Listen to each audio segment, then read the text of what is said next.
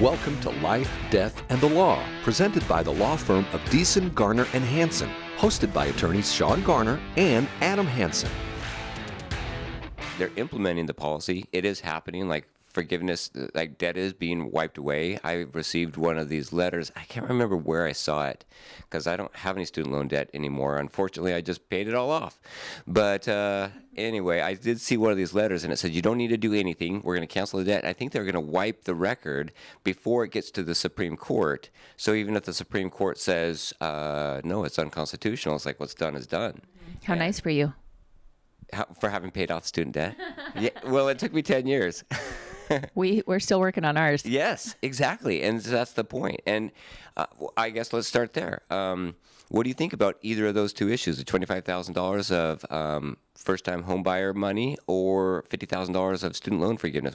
Pick one. Well, let me preface this by saying that I am far from an economist and... Don't need to be. What do you think personally about what it does to personal responsibility, accountability, and going forward in our nation as far as building responsible citizens? Well, I think there's always been a little bit of some policies in place that have given low-income people a leg up, and I think that's not necessarily a bad thing. Mm-hmm. Whether or not these two particular policies are sustainable, I don't know. I haven't crunched the numbers. Nobody's let me in on the, national debt and all that.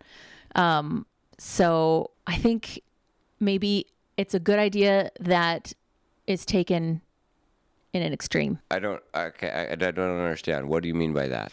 I think that having incentives for people to buy homes and for people to get out of what might be some crushing student debt, because universities are charging a astronomical fee, especially for professional programs. I think some relief for people in that regard is a good idea.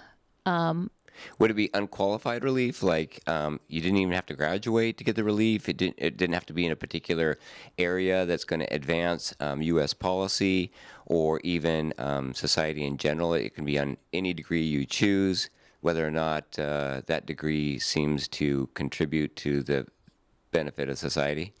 I think if you don't graduate, that you should not be awarded that graduation. I think there should absolutely be some parameters on those awards and gifts. I don't know about choosing the degree.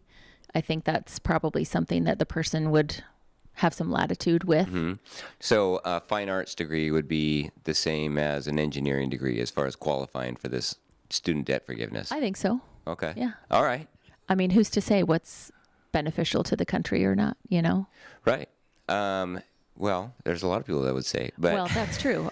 Maybe there is and maybe there isn't. I would say we need more engineers at this point. And fine arts, you already know you're going to be a starving artist. So let's get you started off on the right foot. Starving? Yeah. If you have questions or want to know more about something that was discussed today, please call the law firm of Deason, Garner, and Hansen at 928-783-4575 or visit yumaestateplanning.com. Want to hear more Life, Death, and the Law? You can find it on Spotify, Apple Podcasts, and YouTube's, or any other platform you listen to your podcasts.